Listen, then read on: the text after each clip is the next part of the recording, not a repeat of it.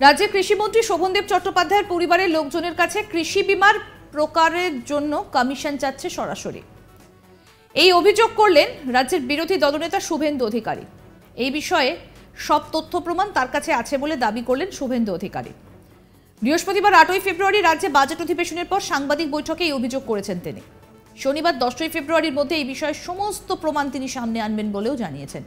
আসুন শোনাই কি বলছেন বিরোধী দলনেতা শুভেন্দু অধিকারী। আমি আগামী শনিবারের মধ্যে পশ্চিমবঙ্গের কৃষিমন্ত্রী শোভনদেব চট্টোপাধ্যায়, তার পরিবারের লোক, কৃষি বিমা, তার যে ব্রোকার, সেই ব্রোকারের যে কমিশন নিচ্ছেন আমি আপনাদের সামনে আনবো, আজকে দিচ্ছি না। আমাদের যে কৃষি বিমা করেছেন এরা, বাংলা ফসল বীমা যোজনা, তাদের যে এজেন্সি যাদেরকে সঙ্গে রাজ্য সরকার এগ্রিমেন্ট করেছে, তার ব্রোকারদের জন্য ওরা একটা পার্সেন্টেজ টাকা দেয়। সেই টাকা সরাসরি কৃষিমন্ত্রীর ঘনিষ্ঠ আত্মীয় ব্রোকার হিসাবে নিযুক্ত হয়েছেন। আমি তথ্য সহ আপনাদের কাছে আনব। এছাড়াও বৃহস্পতিবার পেশ হওয়া রাজ্য বাজেটে শুভেন্দু অভিযোগ করেন শিল্প, আয়ুষ্মান ভারত থেকে শুরু করে এলপিজি গ্যাস ছাড় কিছুই নেই এই বাজেটে। এছাড়াও সংখ্যালঘুদের জন্য এই বাজেটে কিছু নেই বলে অভিযোগ করেন শুভেন্দু অধিকারী। শুনুন কি বলছেন বিরোধী দলনেতা। প্রসেস ফুড প্রসেসিং ইউনিট, বড় শিল্প আনার জন্য ইন্ডাস্ট্রির ইনসেন্টিভিয়াস, তার কোনো উল্লেখ এই বাজেটে নেই। আয়ুষ্মান ভারত চালু করার প্রতিশ্রুতি নেই, প্রধানমন্ত্রী ফসল বীমা যোজনা চালু করার প্রতিশ্রুতি নেই, 75 লক্ষ অ্যাডিশনাল উজালা আমরা কেন পাচ্ছি না তার কোনো উল্লেখ নেই, পেট্রোল ডিজেলের রাজ্য যে সেস নিচ্ছে তার ছাড় দেওয়ার কথা উল্লেখ নেই, রান্নার গ্যাসে প্রত্যেক সিলিন্ডারে 900 টাকার সিলিন্ডারে রাজ্য সরকার প্রায় 300 টাকার কাছাকাছি ট্যাক্স সেস নিচ্ছে। সেই 300 টাকা থেকে আমরা আশা করেছিলাম যে এই সরকার রাজস্থানের মতো অন্তত রাজস্থানের 450 না হলেও 300 টাকা করে ছাড় দেবে এলপিজি গ্যাসের সিলিন্ডারে। তার কোনো উল্লেখ এই বাজেটে এই সরকার রাখতে পারেনি। পরিশেষে এখনো কর্মচারীদের সঙ্গে কেন্দ্রীয় সরকারের মহার্ঘ ভাতার ডিফারেন্স 40% থাকলো। 4% আজকে ঘোষণা করেছেন। কবে থেকে দেবেন? আগামী অর্থবর্ষ থেকে দেবেন। ইতিমধ্যে মে মাস থেকে দেবেন, মানে ভোট গণনার পরে। ভোটটা নিতে হবে, ভোট গণনার পরে দেবেন। কিন্তু আপনাকে বলে রাখি, ইতিমধ্যে জানুয়ারি মাস আসার সাথে সাথে 4% দিয়ে অলরেডি আবার বেড়ে গেছে।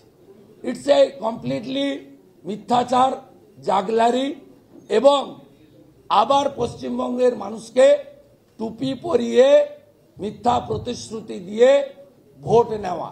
আর বিশেষ করে যে মুসলমানরা দল বেঁধে ভোট দিয়ে মমতা ব্যানার্জিকে মুখ্যমন্ত্রী করেছেন, সেই সংখ্যালঘুদের জন্য, তাদের জন্য কোনো উন্নয়নের বরাদ্দ 1 টাকাও এই সরকার করেনি।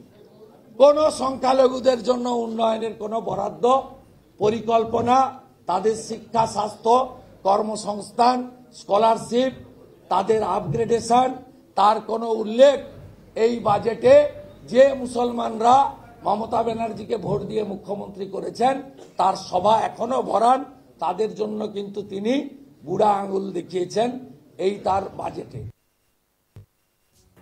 রাজ্যের কৃষিমন্ত্রী শোভনদেব চট্টোপাধ্যায়ের পরিবারের লোকজনের কাছে কৃষি বিমায় প্রকারদের জন্য এই কমিশন যাচ্ছে সরাসরি। এই অভিযোগ করলেন রাজ্যের বিরোধী দলনেতা শুভেন্দু অধিকারী। এই বিষয়ে সমস্ত তথ্য প্রমাণ তার কাছে আছে বলে দাবি করেছেন শুভেন্দু অধিকারী। বৃহস্পতিবার 8ই ফেব্রুয়ারি রাজ্যে বাজেট অধিবেশনের পর সাংবাদিক বৈঠকে এই অভিযোগ করেন শুভেন্দু। শনিবার 10ই ফেব্রুয়ারির মধ্যে এই বিষয়ে সব প্রমাণ তিনি সামনে আনবেন বলেও জানিয়েছেন। কি বললেন এই বিষয়ে বিরোধী দলনেতা, আসুন আরেকবার শোনাই।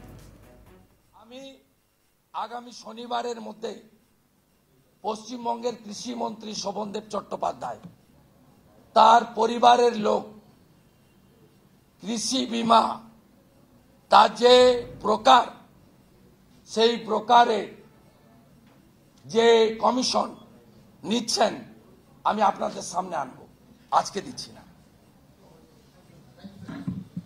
আমাদের যে কৃষি বীমা করেছেন এরা, বাংলা ফসল বীমা যোজনা, তাদের যে এজেন্সি যাদেরকে সঙ্গে রাজ্য সরকার এগ্রিমেন্ট করেছে, তার ব্রোকারদের জন্য ওরা একটা পার্সেন্টেজ টাকা দেয়। সেই টাকা সরাসরি কৃষিমন্ত্রীর ঘনিষ্ঠ আত্মীয় ব্রোকার হিসাবে নিযুক্ত হয়েছেন। আমি তথ্য সহ আপনাদের কাছে আনব।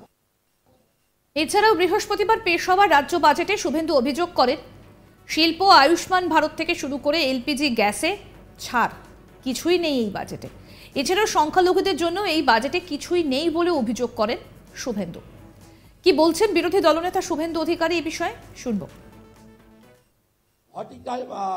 ফুড প্রসেসিং ইউনিট, বড় শিল্প আনার জন্য ইন্ডাস্ট্রির ইনসেন্টিভিয়াস, তার কোনো উল্লেখ এই বাজেটে নেই। আয়ুষ্মান ভারত চালু করার প্রতিশ্রুতি নেই, প্রধানমন্ত্রী ফসল বীমা যোজনা চালু করার প্রতিশ্রুতি নেই, ৭৫ লক্ষ অ্যাডিশনাল উজালা আমরা কেন পাচ্ছি না তার কোনো উল্লেখ নেই, পেট্রোল ডিজেলের রাজ্য যে সেস নিচ্ছে তার ছাড় দেওয়ার কথা উল্লেখ নেই, রান্নার গ্যাসে প্রত্যেক সিলিন্ডারে ৯০০ টাকার সিলিন্ডারে রাজ্য সরকার প্রায় ৩০০ টাকার কাছাকাছি ট্যাক্স সেস নিচ্ছে। সেই ৩০০ টাকা থেকে আমরা আশা করেছিলাম যে এই সরকার রাজস্থানের মতো অন্তত রাজস্থানের 450 না হলেও ৩০০ টাকা করে ছাড় দেবে এলপিজি গ্যাসের সিলিন্ডারে। তার কোনো উল্লেখ এই বাজেটে এই সরকার রাখতে পারেনি। পরিশেষে এখনো কর্মচারীদের সঙ্গে কেন্দ্রীয় সরকারের মহার্ঘ ভাতার ডিফারেন্স 40% থাকলো। 4% আজকে ঘোষণা করেছেন। কবে থেকে দেবেন? আগামী অর্থবর্ষ থেকে দেবেন।